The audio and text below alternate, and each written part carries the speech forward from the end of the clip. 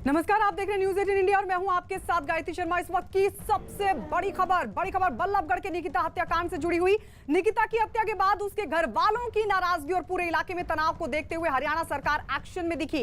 फरीदाबाद से बीजेपी के सांसद कृष्णपाल गुर्जर निकिता के घर पहुंचे और उसके घर वालों से मुलाकात कर हर मदद का भरोसा दिया है। निकिता के घर वालों का यह कहना है कि हरियाणा सरकार ने उन्हें मुआवजे के तौर पर 1 करोड़ रुपए की आर्थिक मदद का वादा किया है और साथ ही पीड़ित परिवार की दूसरी मांग के मुताबिक निकिता हत्याकांड की जांच एसआईटी को सौंप दी गई है। इसके बाद एसआईटी की टीम भी निकिता के घर पहुंची और उसके परिवार से की बातचीत। 2 दिन पहले बल्लभगढ़ में कॉलेज के बाहर तौसीफ नाम के शख्स ने निकिता को गोली मार दी थी। हत्या के बाद तौसीफ अपने साथी रेहान के साथ वहां से फरार हो गया था, लेकिन पुलिस ने दोनों को कर लिया गिरफ्तार और फिलहाल दोनों पुलिस की रिमांड पर हैं। परिवार ने हमारी मांग की थी प्रशासन से, हरियाणा सरकार से।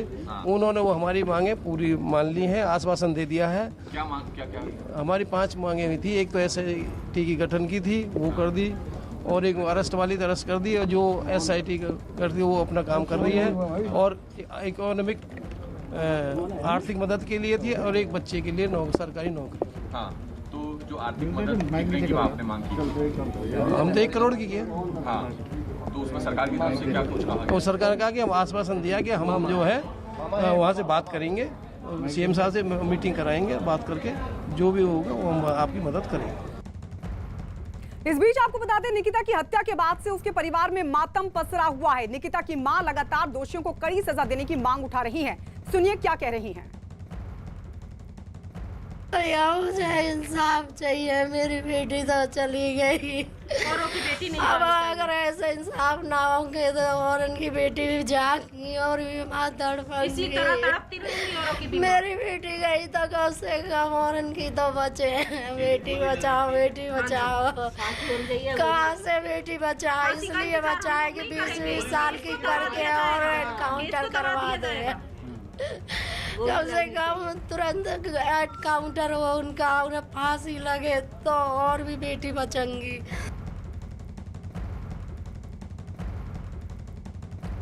चलिए हम सीधे रुक करेंगे हमारे सहयोगी दीपक की तरफ, जो इस वक्त हमारे साथ बल्लभगढ़ से ही जुड़ गए हैं। दीपक, रोती बिलखती मां चीख कर ये कह रही है कि बेटी को इंसाफ मिले, लेकिन सवाल ये कि किस तरीके से होगा इंसाफ? परिवार अगर आपके साथ मौजूद है, क्योंकि जिस तरीके का जघन्य हत्याकांड सामने आया है, जाहिर है दहशत होगी लोगों में। लोगों से बात कीजिए और परिवार से जानने की कोशिश कीजिए कि परिवार आखिर किस तरीके से इंसाफ चाहता है।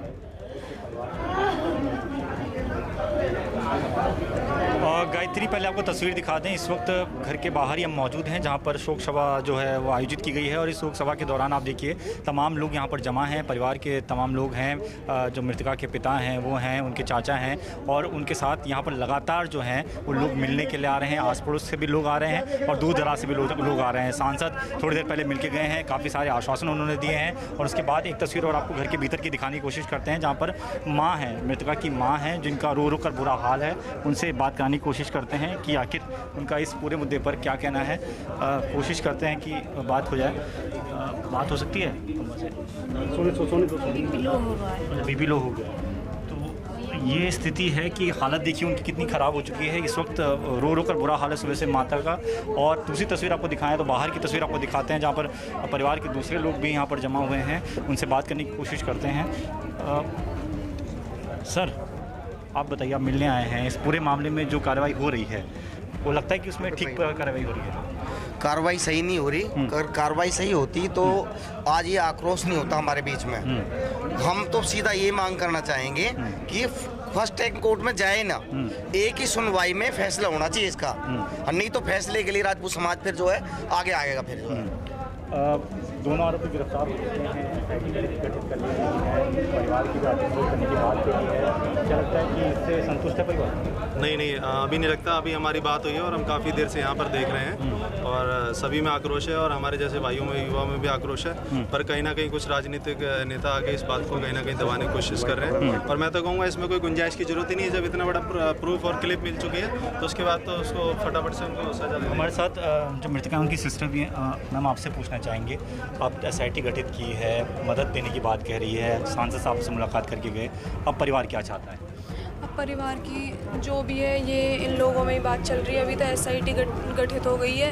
अब आगे हम बस इंसाफ की मांग कर रहे हैं और हमारी कोई भी मांग नहीं है। बाकी तो बड़े लोग और सब जो भी आश्वासन दे के गए हैं अभी तक घर वालों को, बस यही बातें चल रही हैं अभी। और आगे पता चल ही जाएगा जो भी इंसाफ मिलेगा हमारी बहन को, बस और कुछ नहीं। आप सुबह कह रहे थे कि जो आरोपी है उसके राजनीतिक संबंध भी है, इसलिए आप लोग को डर है कि कहीं वो छूट जाए, तो क्या इस बात को लेकर भी आपने चर्चा की सर? जी बिल्कुल, वो बहुत रसूखदार परिवार का है, वो छूट जाएगा। उसके घर वाले अब अपने बच्चे को बचाने की हर कोई कोशिश करता ही है। अब उसने चाहे गलत किया हो चाहे सही किया हो, उनके ये आरोप है कि मतलब हम झूठ बोल रहे हैं, ये सब बिल्कुल झूठी बात है ये। और हमारे तरफ से कोई भी ऐसा हो नहीं गया है। जो बात थी लव जिहाद की बात थी बिल्कुल, और जो भी सारी चीज़ थी धर्म परिवर्तन की भी बात थी बिल्कुल। लड़का परेशान करता था, लड़की को बहुत ज़्यादा फोर्स करता था, और बस इतनी बात है। आप तो बहन हैं, आप काफ़ी क्लोज रही हैं, किस दौरान क्या मतलब आपको भी कभी पता था इस बारे में कि वो परेशान करता है, फ़ोन करता है? 2018 में बताया था उसने कि ऐसे ऐसे बात हुई है, सब कुछ हुआ था, FIR वगैरह भी हुई थी। उसके बाद सब समझौता करवा दिया, वही बस गलती होगी। अगर उस टाइम एक्शन ले लेती पुलिस और समझौता वगैरह ना करवाती तो फिर आज हमारी बहन जिंदा होती। तो बहन जिंदा होती। शायद 2 साल पहले जो कोशिश की गई थी अपहरण करने की, जो परिवार का आरोप है, उस दौरान अगर पुलिस ने एक्शन लिया होता तो शायद आज ये नहीं हुआ होता। तो ये पूरी तस्वीर हम आपको दिखा रहे हैं पीड़ित परिवार के घर की, जहाँ पर तमाम लोग इकट्ठा हैं। अलग अलग संगठनों से भी लोग यहाँ पर पहुँचे हैं। थोड़ी देर पहले करणी सेना, हिंदू सेना और तमाम संगठन यहाँ पर पहुँचे थे। शिवसेना के लोग भी यहाँ पर पहुँचे थे। सांसद कृष्णपाल गुर्जर यहाँ पर पहुँचे थे, और इसी तरीके से लोगों के मिलने का सिलसिला जारी है। लेकिन इस बीच परिवार का साफ तौर पर यह कहना है कि जब तक फांसी जैसी कड़ी सजा नहीं मिलेगी आरोपियों को, तब तक वो इसी तरीके से जी दीपक, विरोध परिवार करते का रहेंगे। कहना है कि या तो फांसी हो या फिर हो एनकाउंटर। आप लगातार हमारे साथ बने रहिए। एक बार फिर से सुनवाते हैं आपको कि निकिता की मां का क्या कहना है। परिवार ने हमारी मांग की थी प्रशासन से, हरियाणा सरकार से। उन्होंने वो हमारी मांगे पूरी मान ली हैं, आश्वासन दे दिया है। क्या मांग क्या हमारी 5 मांगे हुई थी। एक तो SIT की गठन की थी, वो कर दी, और एक अरेस्ट वाली तो अरेस्ट कर दी, और जो SIT करती है वो अपना काम कर रही है। और इकोनॉमिक आर्थिक मदद के लिए थी, और एक बच्चे के लिए सरकारी नौकरी। हाँ, तो जो आर्थिक मदद कितने की आपने मांग की? हम तो 1 करोड़ की किए। हाँ, तो उसमें सरकार की तरफ से क्या कुछ कहा? तो सरकार ने कहा कि हम आश्वासन दिया कि हम जो है वहाँ से बात करेंगे, CM साहब से मीटिंग कराएंगे, बात करके जो भी होगा वो हम आपकी मदद करेंगे। मुझे इंसाफ चाहिए, मेरी बेटी तो चली गई। औरों की बेटी नहीं अब अगर ऐसे इंसाफ ना होंगे तो और उनकी बेटी भी जाएगी और भी माँ इसी तरह तड़पती रहेंगी औरों की तड़पेंगी। मेरी बेटी गई तो कम से कम और उनकी तो बचे। बेटी बचाओ, बेटी बचाओ। कहाँ से बेटी बचाओ? इसलिए बचाए कि 20-20 साल की करके और एनकाउंटर करवा दे। कम से कम तुरंत एनकाउंटर हो उनका, उन्हें फांसी लगे तो और भी बेटी बचेंगी। तो मां का रो कर साफ तौर पर कहना है कि सख्त से सख्त सजा हो आरोपियों को, या तो फांसी हो या फिर एनकाउंटर हो। दीपक लगातार वहां पर मौजूद है। दीपक, आपने बात की, परिवार लगातार चीख कर कह रहा है कि इंसाफ हो। बहन कह रही है कि लव जिहाद का मामला है, लव जिहाद की कोशिश कर रहा था, धर्म परिवर्तन का दबाव बना रहा था। 2018 में अगर समझौता ना होता तो आज जिंदा होती। अगर उस वक्त पुलिस एक्शन में आ गई होती तो निकिता आज जिंदा होती।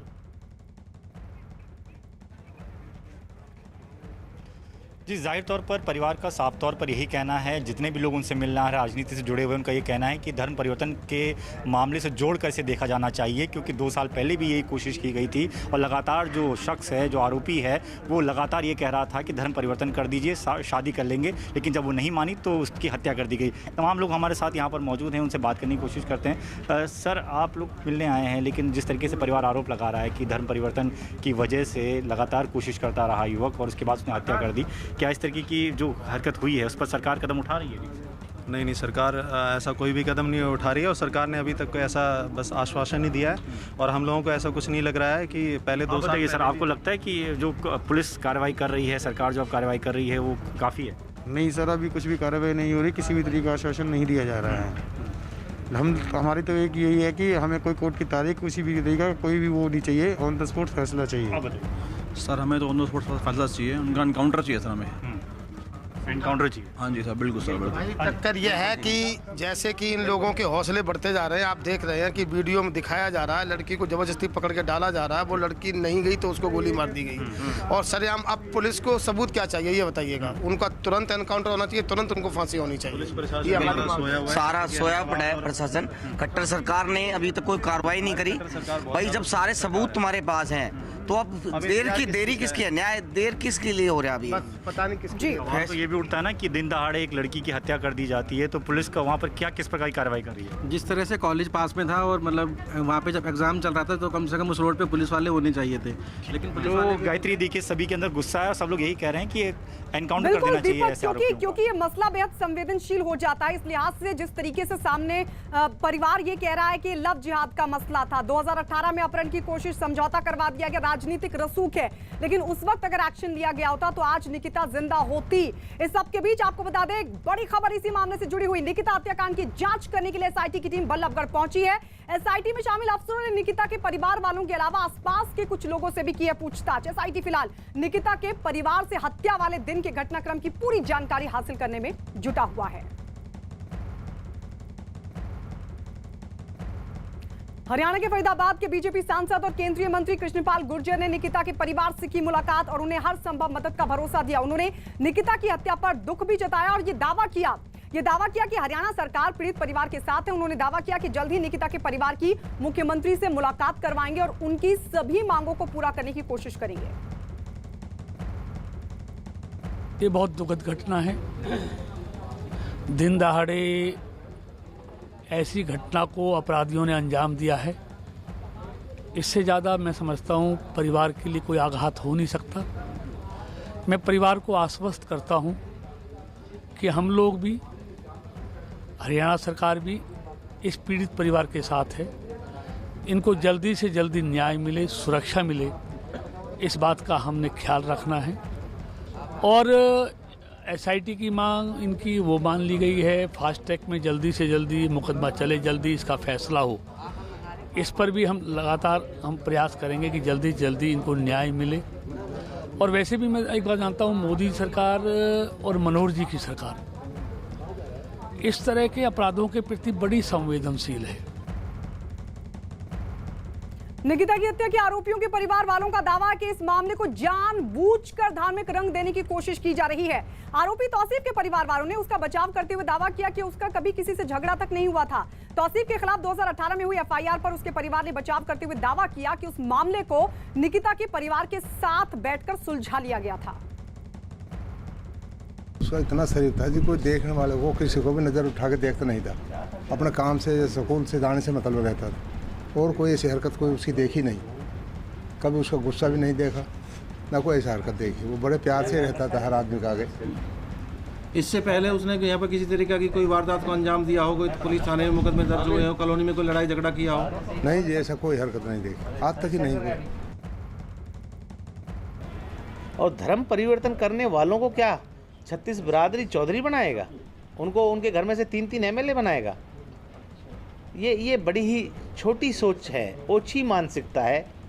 मैं गुजारिश करूंगा और विनती करूंगा आपके माध्यम से कि ऐसी ओछी मानसिकता ऐसे दुख भरी घटना में ना दर्शाई जाए। सारी बस्ती उसको अपना बेटा मानती है, कभी किसी को गाली नहीं देता था, किसी से आज तक लड़ाई झगड़ा नहीं उसका, सबका बेटा बन के रहा है, सबका लाडला बेटा रहा है। तो आरोपी के परिवार वालों को भी आपने सुना। हम सीधे दीपक की तरफ रुख कर लेते हैं। दीपक, लोगों में खासा आक्रोश है, लव जिहाद का मसला, परिवार का ये बड़ा दावा, लेकिन आरोपियों के परिवार वाले बचाव कर रहे हैं। अब सवाल ये उठता है कि आखिर समझौता 2018 में करवाया क्यों गया था? क्योंकि परिवार तो लगातार ये कह रहे हैं कि अगर उस वक्त एक्शन होता तो आज ये सिचुएशन पैदा नहीं होती, निकिता जिंदा होती। क्या राजनीतिक रसूख भी था जिसके चलते समझौता हुआ, और क्या अभी भी वही हावी हो रहा है? परिवार का क्या कहना है? देखिए गायत्री, परिवार का लगातार यही कहना है कि 2 साल पहले जो समझौता कराया गया था वो नहीं होता तो शायद आज ये नहीं हुआ होता। और रसूखदार की बात जहाँ तक हम कर रहे हैं, वो परिवार का लगातार यही आरोप है कि परिवार, जो आरोपी परिवार है, वो राजनीतिक पार्टी से जुड़ा हुआ है, रसूखदार है। यही वजह है कि उनको इस बात का भी डर है कि कहीं ये केस जो है वो हल्का ना पड़ जाए। लगातार उनकी कोशिश है कि इसको लेकर जो सरकार है वो चिंता करे, सरकार इस पर काम करे और एक दूसरे एंगल से भी इसकी जाँच की जाए। सर ये बताइए कि आप तो परिवार के आसपास के लोगों से जुड़े हुए हैं, आप बताइए कि कैसे ये जो मामला जुड़ा हुआ है, 2 साल पहले जो समझौता कराने की बात कही गई थी, क्या वो आपको लगता है कि नहीं हुआ होता तो शायद ये नहीं हुआ होता? हाँ, ऐसा नहीं होता। अगर ये पहले ऐसा नहीं होता तो अब ऐसा लड़की मरती नहीं है। ठीक है, तो सभी लोगों का यही कहना है कि 2 साल पहले जो समझौता हुआ था, अगर शायद नहीं हुआ होता तो ये सब नहीं हो। बिल्कुल दीपक, लौटेंगे आपके पास और लगातार इस पूरी खबर पर अपडेट आपको देते रहेंगे।